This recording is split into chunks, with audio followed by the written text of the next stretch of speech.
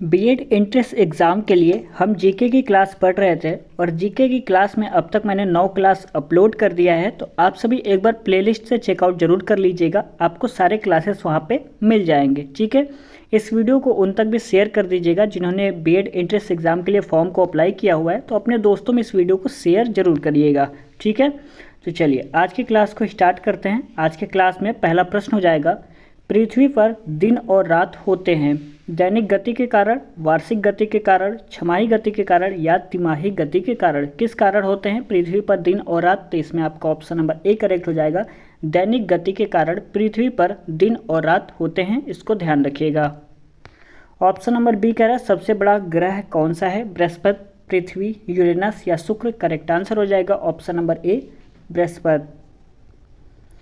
तीसरा प्रश्न कह रहा है सबसे छोटा ग्रह कौन सा है?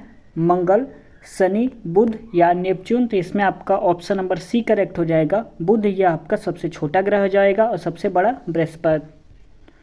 अगला प्रश्न कह रहा है अगुलहास धारा किस महासागर में बनती है? प्रशांत महासागर में, हिंद महासागर, आर्कटिक महासागर या अन्य। तो इसमें जो आपका करेक्ट आंसर बी हो जाएगा, हिंद महासागर में अगुलहास धारा बनती है। ठीक है, अगला प्रश्न हमारा पृथ्वी का सबसे भीतर वाला भाग क्रोड किसका बना होता है? तांबा और जस्ता का, निकेल और तांबा, लोहा और जस्ता, लोहा और निकेल का। तो करेक्ट आंसर हो जाएगा ऑप्शन नंबर डी, लोहा और निकेल का बना होता है। अगला प्रश्न कह रहा है मैग्नीज के उत्पादन में भारत का दूसरा स्थान है, प्रथम देश कौन सा हो जाएगा? फ्रांस या रूसी संघ या कनाडा या संयुक्त राज्य अमेरिका। तो करेक्ट आंसर हो जाएगा बी हो जाएगा, रूसी संघ।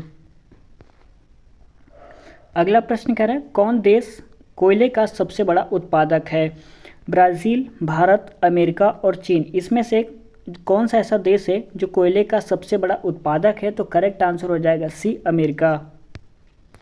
अगला प्रश्न कह रहा है इनमें किसको जापान का मैनचेस्टर कहा जाता है? ओसाका, टोक्यो, नागासाकी या याकोहामा को। तो इस करेक्ट आंसर हो जाएगा ओसाका को जापान का मैनचेस्टर कहा जाता है, ध्यान रखिएगा। अगला प्रश्न है भारत के स्वतंत्रता संघर्ष के दौरान डेक्कन एजुकेशनल सोसाइटी नामक संस्था की स्थापना किसने की थी? जवाहरलाल नेहरू ने, रविन्द्रनाथ टैगोर, बाल गंगाधर तिलक या व्योमेश चंद्र बनर्जी ने। किसने इस संस्था की स्थापना की थी? तो करेक्ट आंसर हो जाएगा ऑप्शन नंबर सी, बाल गंगाधर तिलक ये हो जाएंगे डेक्कन एजुकेशनल सोसाइटी नामक संस्था की स्थापना करने वाले हो जाएंगे। ऑप्शन नंबर सी आपका करेक्ट रहेगा। क्वेश्चन नंबर 10वां कह रहा है 1857 के गदर के समय भारत का गवर्नर जनरल कौन था? Lord Canning, Armstrong, John Mathai या अन्य। तो correct answer option number A हो जाएगा, लॉर्ड कैनिंग ये आपके हो जाएंगे भारत के गवर्नर जनरल 1857 के गदर के समय। अगला प्रश्न है हमारा भारत भारतीयों के लिए है नारा किस संस्था ने दिया था? असाकई संस्था, आर्य समाज, ब्रह्म समाज ने या अन्य। तो इसमें आपका correct answer option number B हो जाएगा।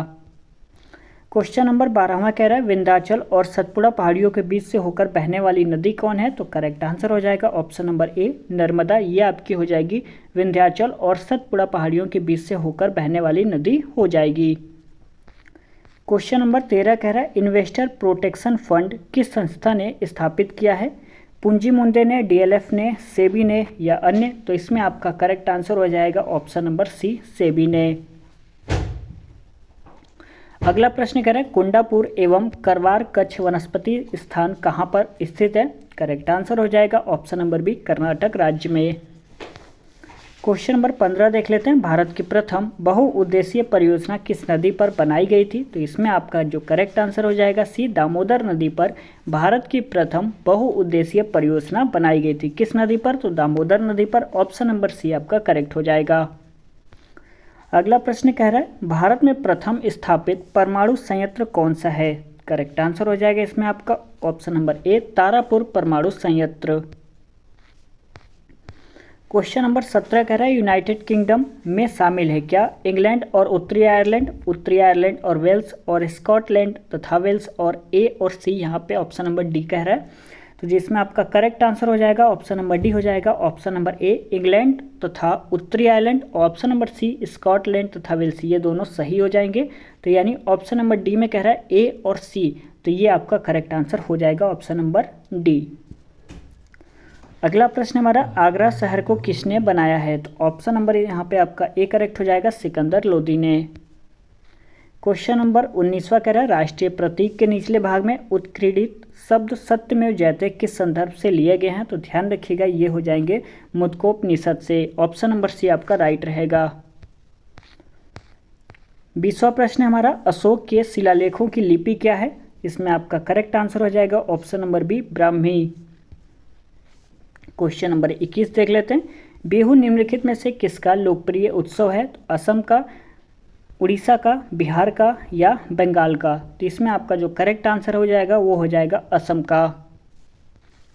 क्वेश्चन नंबर 22 देख लेते हैं, विवेकानंद रॉक मेमोरियल कहाँ पर स्थित है? करेक्ट आंसर हो जाएगा डी, तमिलनाडु में विवेकानंद रॉक मेमोरियल स्थित हो जाएगा। ध्यान रखिएगा ऑप्शन नंबर डी आपका राइट रहेगा।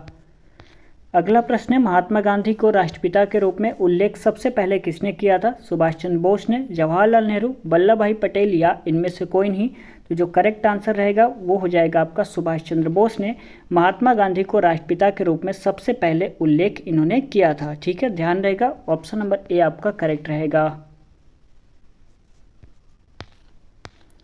अगला प्रश्न हमारा, प्रथम गोलमेज सम्मेलन कहाँ पे हुआ था? करेक्ट आंसर हो जाएगा बी, लंदन में। 25वां प्रश्न है, देश का लौह पुरुष किसे कहा जाता है? करेक्ट आंसर हो जाएगा option number A, Sardar Patel को कहा जाता है। अगला प्रश्न कह रहा है, महात्मा गांधी जी को अधनंगा फकीर किसने कहा था? तो करेक्ट आंसर हो जाएगा ऑप्शन नंबर सी, चर्चिल ने कहा था महात्मा गांधी जी को अधनंगा फकीर कहा था। ध्यान रखिएगा किसने? चर्चिल ने। ऑप्शन नंबर सी आपका करेक्ट हो जाएगा। अगला प्रश्न कह रहा है, महात्मा गांधी निम्नलिखित में से किनसे अधिक प्रभावित थे? तो करेक्ट आंसर हो जाएगा बी, लियो टॉलस्टॉय से ये प्रभावित थे। ठीक है, मैं दोबारा टिक लगा दे रहा हूँ, option number B, Leo Tolstoy से महात्मा गांधी सबसे अधिक प्रभावित थे। ऑप्शन नंबर बी आपका करेक्ट रहेगा। ठीक है, अगला प्रश्न कह रहा है हमारा महात्मा गांधी का जन्म कब हुआ था? तो इसमें आपका जो करेक्ट आंसर है बी हो जाएगा 1869 में। ऑप्शन नंबर बी आपका करेक्ट रहेगा। क्वेश्चन नंबर 29, पंजाब केसरी के नाम से विख्यात थे, कौन हो जाएंगे? तो करेक्ट आंसर डी हो जाएगा, लाला लाजपत राय। आज के इस क्लास में हमारा लास्ट प्रश्न हो जाएगा, निम्नलिखित में से कौन सी गंगा की सहायक नदी और नहीं है? यहाँ पे क्वेश्चन पूछ रहा है, स्वर्ण रेखा, सोन, गंडक या कोसी? तो करेक्ट आंसर हो जाएगा स्वर्ण रेखा जो है वह गंगा की सहायक नदी नहीं है। ध्यान रखिएगा। तो आज की क्लास में बस इतना ही। यदि वीडियो आपको अच्छा लगा होगा तो प्लीज़ इस वीडियो को लाइक कर दीजिएगा, अपने दोस्तों में इस वीडियो को शेयर कर सकते हैं, और आपके जो भी दोस्त हैं जिन्होंने बीएड एंट्रेंस एग्ज़ाम के लिए फॉर्म को अप्लाई किया हुआ है उन तक इस वीडियो को शेयर जरूर करिएगा। यदि आपको ये क्लास अच्छा लगा होगा तो प्लेलिस्ट को आप सभी चेकआउट जरूर कर लीजिएगा, वहाँ पे आपको 9 क्लास अपलोड किया हुआ है वो मिल जाएगा। चैनल को सब्सक्राइब कर लीजिएगा ऐसे वीडियोस पाने के लिए। तो चलिए मिलते हैं अगले क्लास में, तब तक के लिए बहुत बहुत धन्यवाद।